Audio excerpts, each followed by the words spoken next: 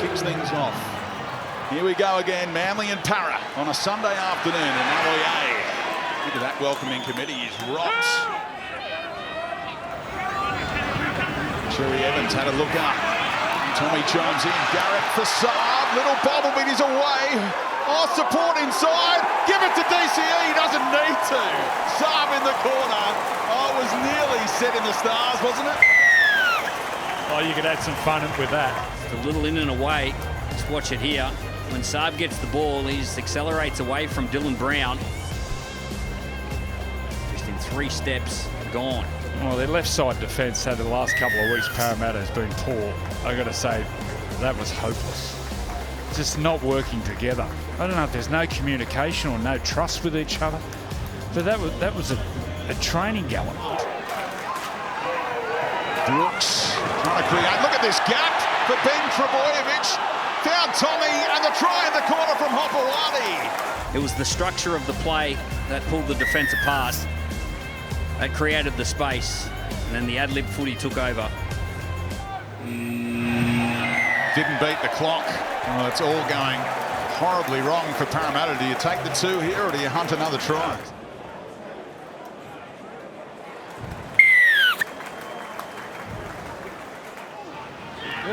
Brown is more involved today for Parramatta. Late offload from Hopgood.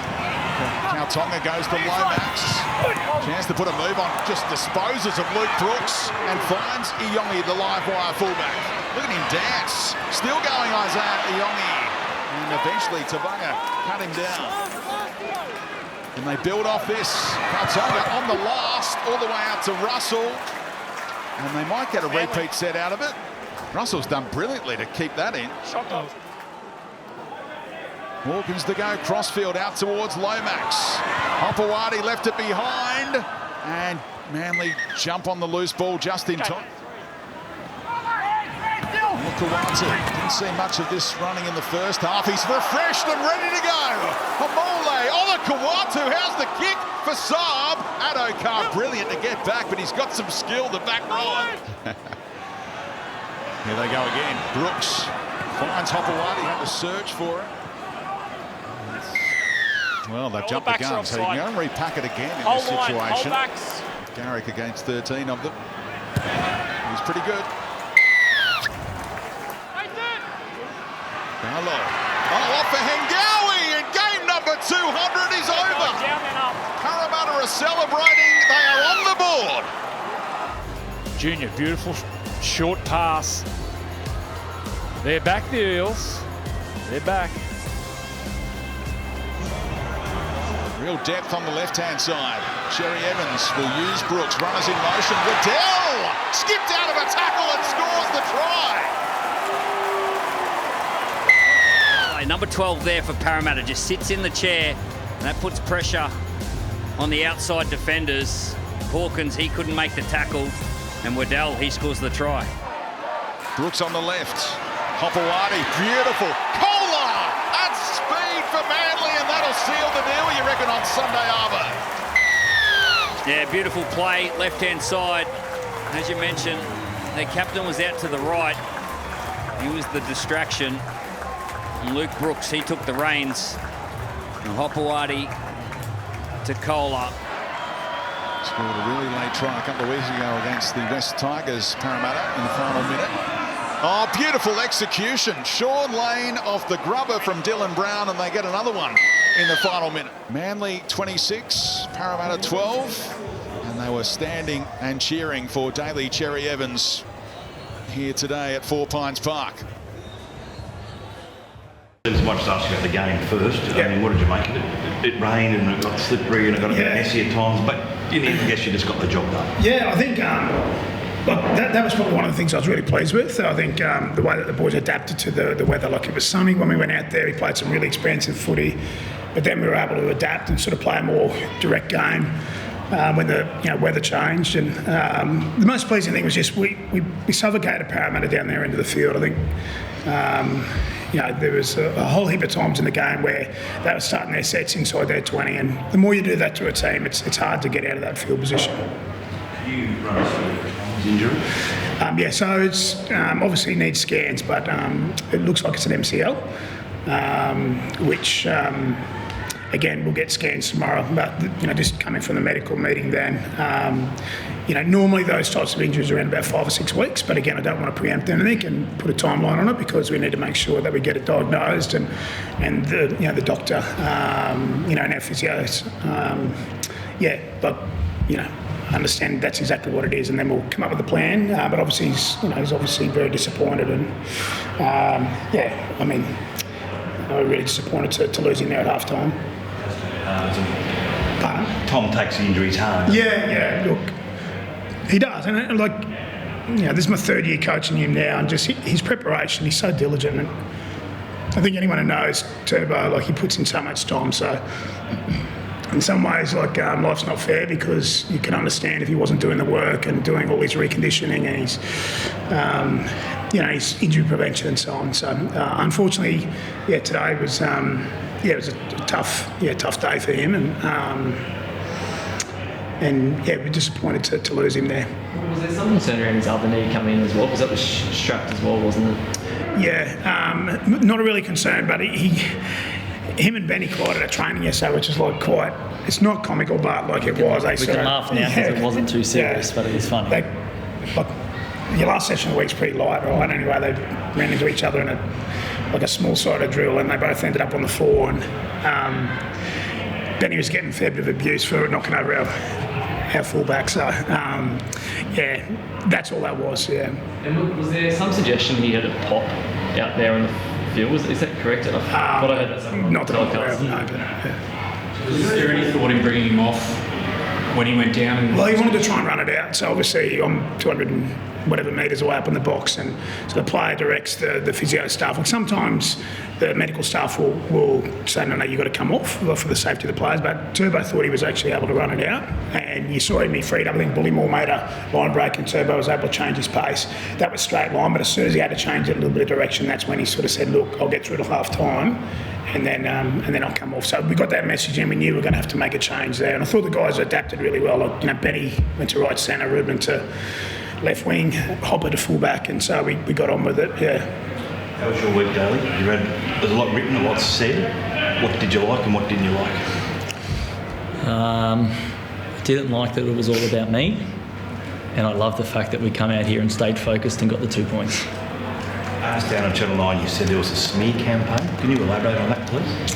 Yeah, well, obviously there was a fair bit spoken after the announcement was made on Monday night, so I feel like it could have ended pretty quickly early in the week, but it obviously didn't, which means conversations were continuing to happen outside of the ones happening between the club and I, so that's where I felt like it got a bit nasty and a bit ugly, but it's hard not to take things personally sometimes because we're all human. One thing I have gotten pretty good and used to is controlling the things that you can control and keeping your focus on the things that are important, which is your footy side and your family.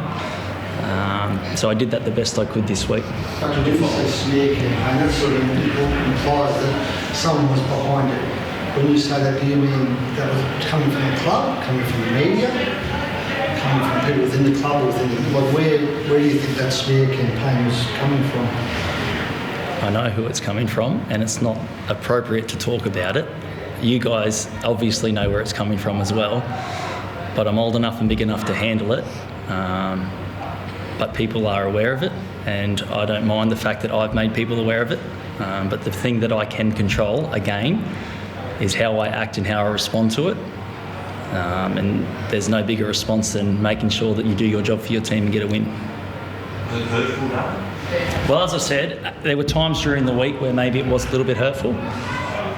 But again, because I'm a bit older, a bit wiser, because I'm so content with the decision made, it doesn't last too long, to be completely honest. But yeah, as I said, there's a human element. So your emotions and feelings do get hurt sometimes, but it's not long lasting, which is great. It comes from... Can I ask you, do you think the media was being fed stuff to write?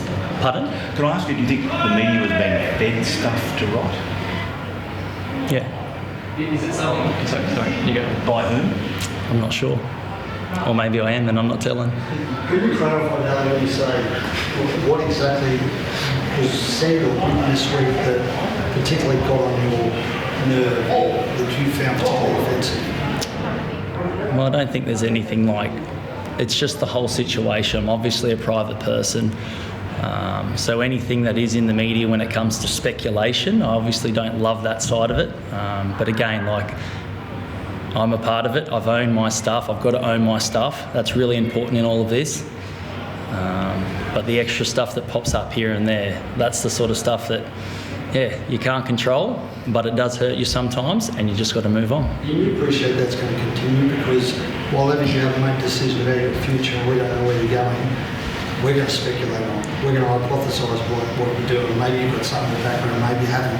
That's going to persist. That's not going to go away while ever we're all in the dark. You understand that, right? Yeah, no, I'm all right with the speculation on where I'm going.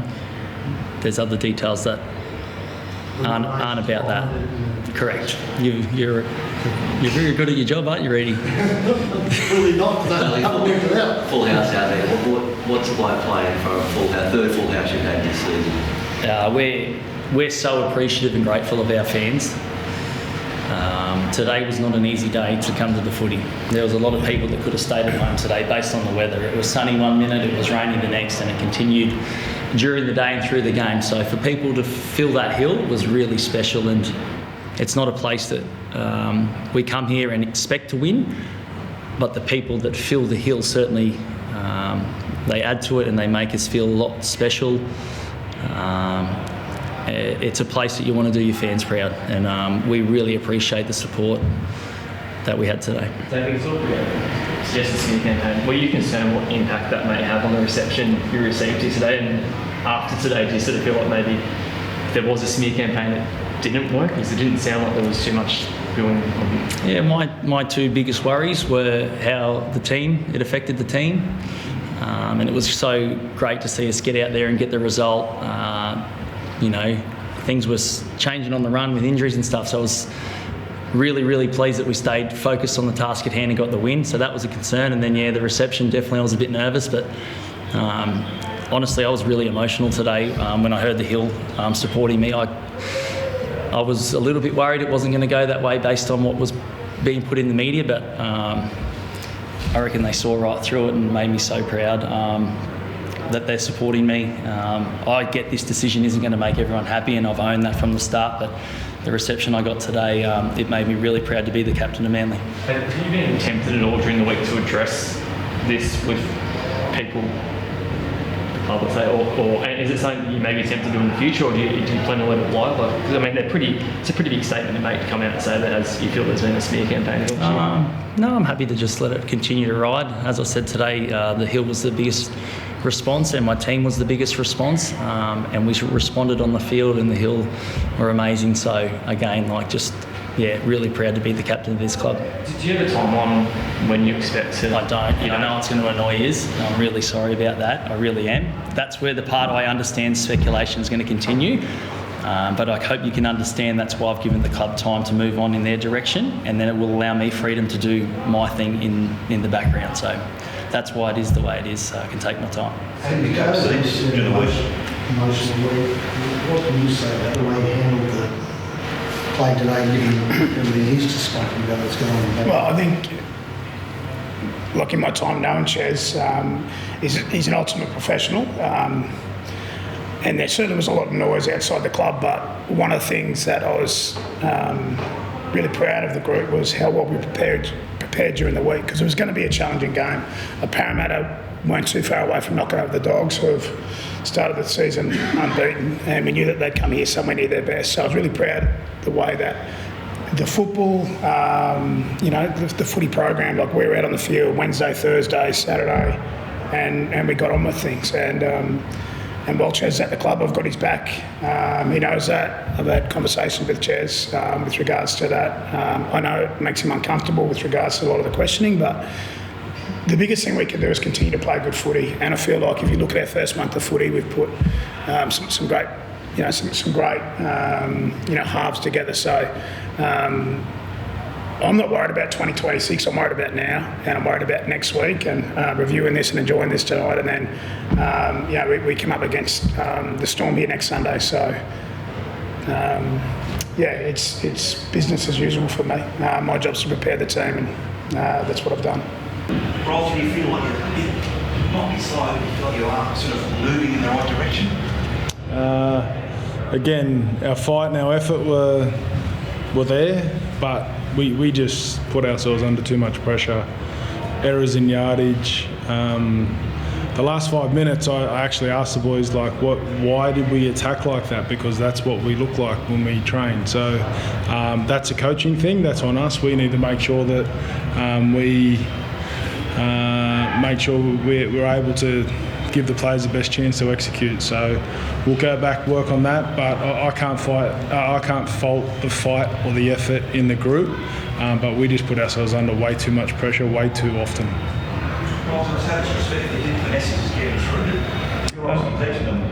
Yeah, no, we're doing it for periods, Dino. But again, we just can't do it for long periods and long enough. So so we'll just again go back, keep working hard.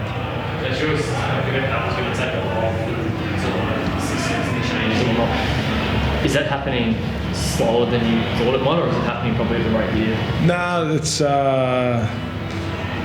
it's not slower, it's not faster. It's just the way it is. Like it's because I see it for periods of games, and it's really strong. I know and last week was a real good sign of progress, and then I seen what they did last night to a top 4 team. So like we're heading in the right direction, but it just. I'm living the highs and the lows, and I'm living it every day. So it's change is hard. So we just need to keep pushing forward, and we will. Is there frustration there, Junior? Yeah, there is, but that's on us because, like Rosie said, we're doing it for periods of the game, but we're just not doing it for long enough. Until we start to learn how to do it for longer periods. We're going to be asking the same questions every week. So it's a learning curve, obviously, for us, but we've got to keep going back and trying to get better each week. The positive for me is that Kidione, Tuivati, Riley Smith, all under 10 games, help me out, Junes, but the growth in those boys so early has been extraordinary. So again, that's where I get real belief that we're heading in the right direction. So, there's other guys I could single out, but it's, it just takes time. Jason's still to come straight in next week, and how easy is it for him to be able to do that, do you think? He'll be in the 22, and then we'll work backwards from there. So we'll just see what the balance of the squad looks like and who's available, if we get any bumps out of the game or what's happened. But, we didn't buy him to play cup. Jason, Nathan Hindmarsh came out the other day and said that would it be better for everyone if Dylan Brown was released early? What are your thoughts on that? My thoughts are that's not been discussed for a second at our club. I'll let you know if it ever does get discussed. But that's my thoughts. There's nothing else. Dylan's plays for Parramatta to the end of the year, and if anything changes, I'll let you know. There you go, Ross. His first year's always tough. Well, haven't won a game yet, obviously. You're getting a bit. You're coping okay? Are you frustrated? Are you enjoying it? You can see I'm wound up there. You want to go for a little bite? I'm frustrated, but I'm frustrated because I see how much work the players have done, and I can see the little green shoots and that coming through. That's the frustrating bit. But they're working hard. They're a really good group of players in regards to their desire to get better and their work ethic. So again, we'll just keep working hard on that and small steps. Jason, just go back to the Dylan Brown point. Yep. I don't think it's because he's under contract, but your main reason for that answer, is that because you still think what he's bringing to guys around him in their development? Is it because you're obviously fighting for this season? What's? No, Dylan was contracted to the end of the year as our 5'8", and at this stage that hasn't changed, so that's the reason. No other reason. Yeah. But I understand you've got to ask those questions. It's fine.